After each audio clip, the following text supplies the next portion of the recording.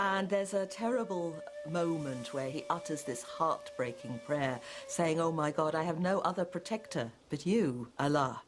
And how was he going to move forward?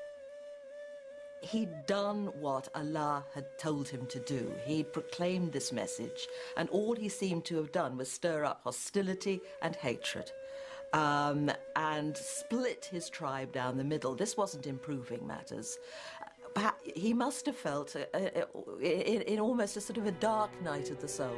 He is at the low point of his mission. He's been almost 13 years now in Mecca, and the results are not, they are not impressive. But at this point, at this low ebb, he is now being prepared for the most extraordinary mystical experience of his prophetic life, and that is what is known as the Night Ascension.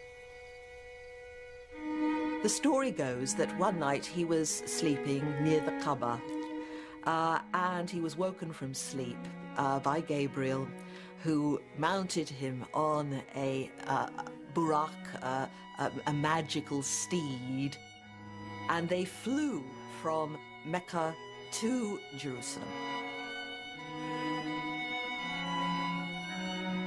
And then he began an ascent up through the seven heavens to the divine throne.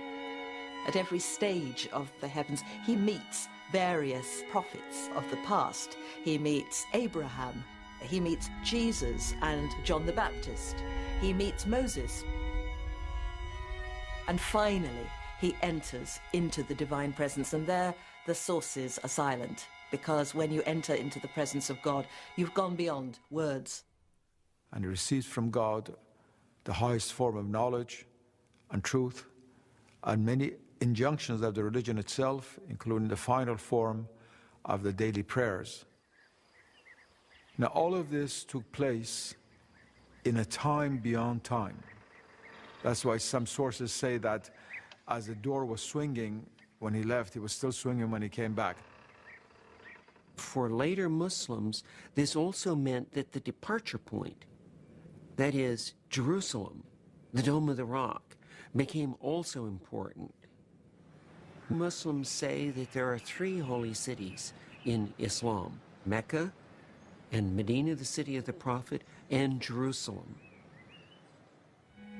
When he comes back, somebody asks him, what have you been doing? And he says, I went to Jerusalem last night.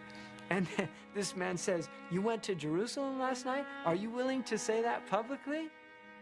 So they assemble this group and they tell him, describe for us Jerusalem. And he begins to describe it in very exact detail. And they're shocked. They don't know what to make of this now. The story of the night journey not only incited Muhammad's enemies, it caused doubt even among some of his followers. This is something they hadn't really expected. A journey that takes them a month to be made in an evening and to come back. What Abu Bakr says is, listen, I believe that he's getting messages from God. That is certainly more extraordinary than making a night journey to Jerusalem.